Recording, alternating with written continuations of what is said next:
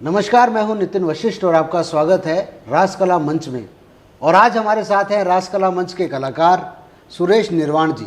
नमस्कार सर, कैसे हैं आप? नमस्कार जी, आप कैसे हैं? बहुत अच्छा हूं सर, बहुत अच्छा हूं।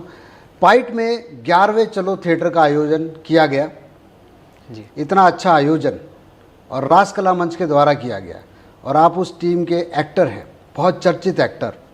जी, क्या कहना चाहेंगे इस फेस्टिवल के बारे में? इस फेस्टिवल के बारे में यही कहना चाहूँगा कि जो रवि सर ने इस फेस्टिवल को आज से 11 साल हो गए हैं। ये फेस्टिवल 11 सालों से चल रहा है। ये 11वां आयोजन है। इसके बाद 12वां भी होगा, 13वां भी होगा और चलता रहेगा ये आयोजन, जो कि एक थिएटर फील्ड के कलाकारों के लिए बहुत ही अच्छा मंच है। और पाइट कॉलेज के लिए बहुत ही, जो पाइट कॉलेज के जितने भी स्टूडेंट हैं जो यहाँ पर पढ़ते हैं, उनको ये एक्सपोजर मिल रहा है। अगर ना जाने कि वो पढ़ते पढ़ते इंजीनियर करते करते उनको इंटरेस्ट आ जाए इस थिएटर विधा में, हमारी भारतीय संस्कृति देखने को मिल रही है उनको। वैसे तो इस कॉलेज में वेस्टर्न ड्रामा और मतलब कि वेस्टर्न कल्चरल प्रोग्राम बहुत होते हैं, लेकिन एक मैं जब मतलब कि मैस्ट्रोस भी होता है यहाँ पर पाइट कॉलेज में, और भी वेस्टर्न होते हैं। लेकिन जो ये रास कला मंच चलो थिएटर आयोजन करवाता है, थिएटर जो हमारी भारत की संस्कृति है, नाट्य विधा है, और जैसे कि आपने कल ही देखा कथक केंद्र से आए हुए थे, तो एक जुड़ाव रहता है स्टूडेंट का अपनी भारतीय संस्कृति के साथ कि हमारे भारत के लोग भी, हमारे भारत में भी ऐसी संस्कृति है जिसको देखकर हम बहुत ही अच्छा महसूस करते हैं। एक तरह से भगवान को याद करते हैं। मतलब कि नाटक को देखते हुए, कथक डांस को देखते हुए हम ऐसे हो जाते हैं कि क्या बात है, कितना अच्छा लग रहा है, मंच पे जादू हो रहा है। तो इंस्पिरेशन है, जो भी आजकल के युवा है आए हैं, उनको थिएटर फील्ड में जाना चाहते हैं, तो उनके लिए बड़ा अच्छा एक्सपोजर है कि हाँ, हम भी कर सकते हैं और बहुत कुछ है करने में थिएटर में। आप एक यूथ हैं जी, और यूथ के हब में ये पाइट कॉलेज में, जो कि यूथ का हब है, यहाँ पे सब युवा लड़के हैं, लड़कियां हैं जो आपका प्ले देखती हैं। आपका प्ले हुआ सूर्य की अंतिम किरण से लेके सूर्य की पहली किरण तक, और दूसरा रेजांगला। जी। और जब बच्चे थिएटर से बाहर आते हैं तो पूछते हैं सुरेश कौन है, किरदार के नाम से आपको बोलते हैं कि सुरेश एक्टर, जो कि आप ही के एज के हैं। जी। कैसा लगता है, इतनी वास्ट, इतनी बड़ी फैन फॉलोइंग आपकी कॉलेज में है जी, कैसा लगता है और आप कैसे इससे समाहित कर पाते हैं अपने अंदर? समाहित तो बस यही है कि जो भी आके मेरी तारीफ करते हैं उनको अच्छा लगा है, तो वो बस ये है कि दिल से बोल देते हैं कि हमें आपका प्ले देखा और आपने अच्छा एक्ट, अपना किरदार अच्छा निभाया। वो किरदार की तारीफ करते हैं। जो आपने किरदार महामात्य रामचंद्र निभाया, आपने बहुत ही अच्छा किरदार निभाया और हमें बहुत अच्छा लगा, सुकून मिला।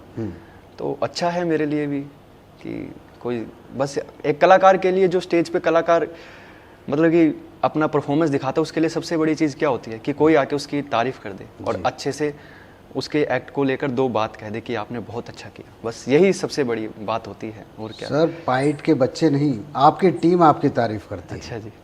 मतलब आपको कहा जाता है एक रहस्यमयी एक्टर हो आप। अच्छा जी। कब तैयारी करते हैं, कब इस किरदार में घुस जाते हैं, किसी को मालूम नहीं पड़ता। इवन आपके जो डायरेक्टर हैं रवि मोहन जी, उनका कहना है कि ये लड़का रहस्यमयी है जी, ये एक्टर, लेकिन जब ये स्टेज पर आता है क्या कंट्रोल्ड एक्टिंग है। अच्छा, मतलब वो किरदार देख के हिल जाते कि ये सुरेश वो नहीं है, अच्छा, वो किरदार अलग से दिखता है।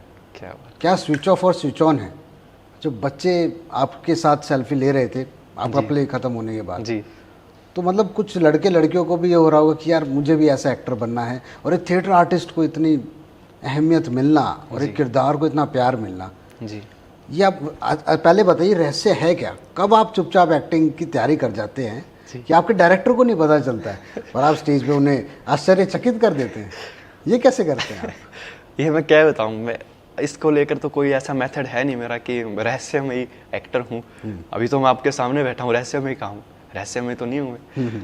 बस यही है कि मैं कोशिश करता हूँ कि अच्छे से मैं हर पल ये सोचता हूँ कि जब भी हमारा शो होता है, पूरे दिन में हम है ना किरदार में रहते हैं, उस किरदार की तैयारी करते हैं, पूरा दिन किरदार में रहने की कोशिश करते हैं कि हमारा शो अच्छे से हो। तो यही कोशिश रहती है हमारी कि हम बार बार स्क्रिप्ट को पढ़ें। क्या कोई मंत्र है जैसे आप औरों से छुप के तैयारी कर रहे हैं?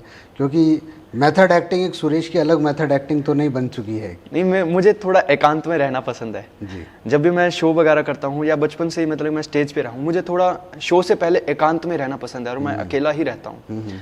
तो बस यही है मेरा तो मेथड। और रासकला मंच में एक और चर्चा है कि सुरेश आपको अजय देवगन से कंपेयर किया जाता है। अजय देवगन से? जी जी जी। अरे अरे अरे, कि वो तो यार आंखों से कुछ ना कुछ डिलीवर कर जाता है। अच्छा जी। इवन रियल लाइफ में भी आप ऐसा कर देते हैं जी। पर उन्हें पता नहीं होता आप किरदार में होते हैं। अच्छा जी। ये बड़ी कमाल की चीज़ है। पर हम भी जानना चाहेंगे ये क्यों, क्या कितनी लेयर्स हैं आपके अंदर, क्या मतलब क्या पी जाते हैं आपकी, कमाल ही हो जाता है स्टेज पे। पता नहीं अब लेयर्स का क्या ही बताऊं मैं। रिहर्सल करते हैं हम सभी मिलजुल के, सभी को एक्टर्स हैं, मेरी हेल्प करते हैं, जो भी जितने भी रासकला मंच के आर्टिस्ट हैं वो बहुत हेल्प करते हैं मेरी। खासकर शेखर जी है या फिर रवि सर भी है, तो हेल्प करते हैं मेरी, मतलब कि अपने किरदार को निभाने में। और सभी हम बातचीत करते हैं आपस में, तो ऐसे करके हम एक दूसरे की हेल्प लेके, जो डायरेक्टर है उन सब के से तैयारी करके, हमारी रिहर्सल इतनी होती है ना उस स्पेस पर जो सफीदों में है, तो ये चीजें अपने आप हो जाती है। तो सुरेश उस जी रिहर्सल से होती मैं है। चाहूँगा कि आजकल का जो यूथ है जो जी थिएटर कर रहा है, एक्टिंग कोर्स कर रहा है, आप उन्हें बताएं जी कि नवरस कितना ज़रूरी है जानना। पहले तो आप बताएं नवरस कौन कौन से हैं हमारे, जी, और आपका फेवरेट कौन सा है। जी आप प्लीज़ हमारे यूथ को बताएं कि जी। नवरस कौन कौन से हैं और इनका महत्व क्या है। नाट्य शास्त्र है, उसमें जितने भी नाट्य शास्त्र हैं हमारे भारत के, सबसे पहले तो उसमें नृत्य कला होती थी। नृत्य कला से वो नाट्य कला में आया, वाचिक अभिनय से। तो नवरस का हर विधा में बहुत महत्व है, सिर्फ और सिर्फ नाटक में नहीं, हर विधा में, चाहे वो नृत्य हो, नाटक हो, संगीत हो, चित्रकला हो, नवरस का हर विधा में योगदान है। मैं तो ये मानता हूँ कि रस के बिना कोई कला ही नहीं है। क्या बात। तो रस यही होते हैं नवरस। तो अब मैं बता देता हूँ कि आपको श्रृंगार रस, सबसे पहले तो श्रृंगार रस होता है। श्रृंगार रस की किसी को भी, कोई हमने सुंदर चीज़ देख ली, कोई भी सुंदर चीज़ हम देख रहे हैं, वो श्रृंगार रस है। उसके सुंदरता में खो जाना, वो श्रृंगार रस है। फिर आता है रौद्र रस, रौद्र रस आता है। फिर आता है अद्भुत रस, करुण रस, शांत रस। कितने हो गए? 5 हो गए। शांत रस, वात्सल्य रस, जो हमारा बच्चों के प्रति होता है वो वात्सल्य रस है। और भी 2-3 रह गए हैं क्या? कौन से रह गए? करुणा, करुण रस, करुण रस, करुण का भाव किसी के लिए। और कौन से रस रह गए? आप बताएं सर। मैंने गिने नहीं, जितने मुझे याद जी, नहीं हमें मिल गए, मुझे लगा एक आध आप एक्स्ट्रा बता दें। हाँ, एक आध एक्स्ट्रा मैं खुद से कैसे बना दूं, जितने नवरस है उतने ही हैं। ठीक। तो सुरेश जी, जो ये रास कला मंच का जो मंच है जी, इसका जादू जो हरियाणा में फैल रहा है, जी, अपनी प्रेजेंटेशन से प्रस्तुत किए जाते हैं, इतना बड़ा आयोजन किया जा रहा है, 11वें चलो, अब अगला 12वें चलो आएगा थिएटर। जी। आप इसका करियर क्या देख रहे हैं मंच का, या फिर आप भी सोच रहे हैं कि थिएटर में लर्निंग ठीक है, अर्निंग के लिए आपको भी डिजिटली वेब सीरीज़ या बॉलीवुड में जाना होगा, क्या मानते हैं आप इसको एज अ करियर? पर्सनली आपका क्या मानना है? जी, थिएटर विधा में अगर हम करियर की बात करें, एक्टिंग विधा में अगर हम करियर की बात करें, तो सबसे पहले तो यही है कि प्लेटफॉर्म बहुत है। आज के युग में प्लेटफॉर्म बहुत है, इतने प्लेटफॉर्म है कि हम कहीं भी जाके काम कर सकते हैं अगर हम अच्छे एक्टर हैं तो सबसे पहले तो सवाल यही है कि हम जिस विधा में है, क्या हम उस विधा से प्यार करते हैं, क्या उस विधा को हम करना चाहते हैं या नहीं करना चाहते, या फिर बस चकाचौंध को देख के हम इस विधा में आ चुके हैं। सबसे पहले तो आपके एक्टर होने से ही आप खुश हो कि मैं एक्टर हूँ और मैं एक्टिंग करना चाहता हूँ। ये 2 बातें हों कि मैं एक्टिंग करना चाहता हूँ और एक्टर होना मुझे अच्छा लगता है, और मतलब पात्र निभाना, किरदार निभाना मुझे अच्छा लगता है। उसके बाद ही हम कैरियर के बारे में सोचें, क्योंकि जब तक आपको अपने काम से प्यार नहीं होगा, तो अगर आपको अपने काम से प्यार है और आप इस काम को बहुत अच्छे से करते हैं, आपकी इसमें मास्टर हो चुकी है और आप बहुत अच्छे से किरदार को निभाते हैं और एक्टिंग करते हैं। अब जितने भी आप बताइए, जितने भी थिएटर आर्टिस्ट हैं या जितने भी रिपेटरी है, रंगमंडल है, सिनेमा है, कैमरा है, वेब सीरीज बन रही है, शॉर्ट फिल्म बन रही है, पोस्ट प्रोडक्शन है, कैमरा है, उन सबको किस चीज़ की जरूरत होती है? एक अच्छे एक्टर की जरूरत होती है। बिल्कुल बिल्कुल, सभी को एक्टर की जरूरत होती है जी। तो अगर हम अच्छे एक्टर होंगे, अपनी विधा पे लगातार काम करते जाएंगे, निरंतरता काम करते जाएंगे, सीखते जाएंगे, और हम अगर अच्छे एक्टर होंगे तो डेफिनेटली वो हमें सामने से ऑफर करेंगे, भाई आइए आप काम कीजिए। क्या बिना एक्टर के कोई फिल्म बन सकती है? क्या नहीं बन सकती। तो अपने एक्टर होने से प्यार करिए और क्या बात, सब कुछ हो जाएगा। मतलब इतनी सी उम्र में इतनी नॉलेज होना, इतनी समझ होना, जी सुरेश जी कमाल के। अब मैं जान सकता हूँ जो बच्चे आपके साथ सेल्फी लेते हैं ग्रुप के बाहर, क्या आप स्टेज पे डिलीवर कर जाते हैं उनको? इतनी समझ है आप, इतनी सहजता है इस उम्र में, क्योंकि ये सहजता तो मैंने 40 साल के कलाकार में नहीं देखी आज तक। अरे क्या कमाल है सुरेश।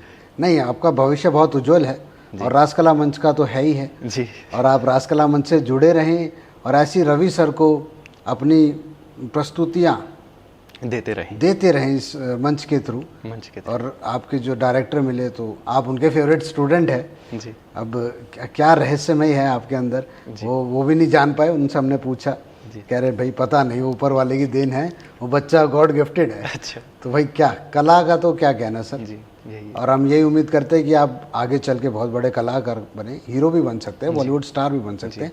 जैसा आप पथ चुनेंगे वैसा आप जाएंगे।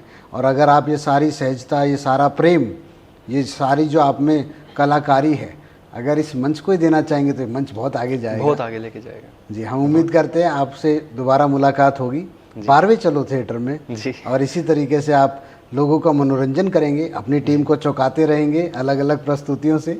अपने डायरेक्टर साहब को नहीं पता लगने देंगे कि आपका लेयर और सबटेक्स्ट क्या है। सबटेक्स्ट क्या है। So thank you Suresh, ji, thanks for coming.